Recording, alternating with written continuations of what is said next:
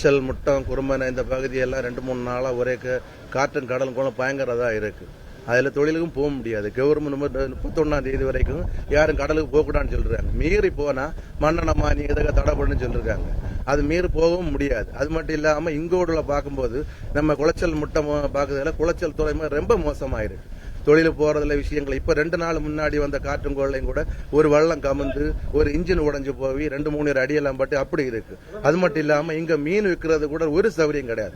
வள்ளமோ மரமோ மீனுக்கோ வாரதா இருந்தாலும் இந்த விசைப்படகுகள்ல தொத்தி பிடிச்சாதான் மீன் விற்கணும். அந்த டைம்ல 2-3 கிலோ விழுந்து அடியும் பட்டாச்சு. அப்படி ஒரு ஆர்பார், ஒரு விரிவாக்கம் இல்லாத ஆர்பாரா குளச்சல் துறைமுகம் அமைஞ்சிருக்கு.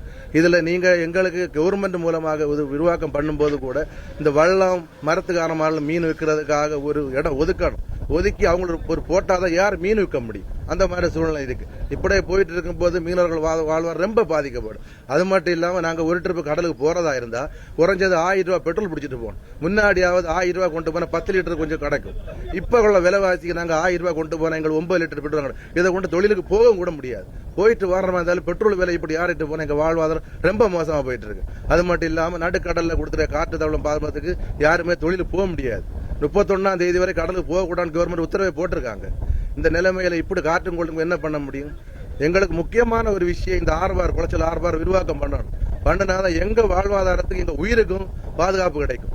இல்லைன்னா ரொம்ப முதா போயிட்டு இருக்கு. ஒரு சின்ன கடல் வந்தாலும் கூட உள்ள வள்ளம் பிடிக்க முடியல, போட்டு பிடிக்க முடியல. அவ்வளவு தூரம் இடிச்சு சேதாரம் போது அதனுடைய முதலீடு போடும்போது எங்களுக்கு ஒரு பலன் இல்லாம போயிட்டு இருக்கு. இப்படி போயிட்டு இருக்கிறதுனால எங்க என்ன பண்ண முடியும்? கவர்மெண்ட் தடை பண்ண போடுதாங்க. பெட்ரோல் விலை அப்படி ஆறும்போது மீனவருக்கான வாழ்வாதாரத்தை நாங்க எங்க போய் கோரிக்கிட முடியும்? அந்த மாதிரி சூழ்நிலை போயிட்டு இருக்கு.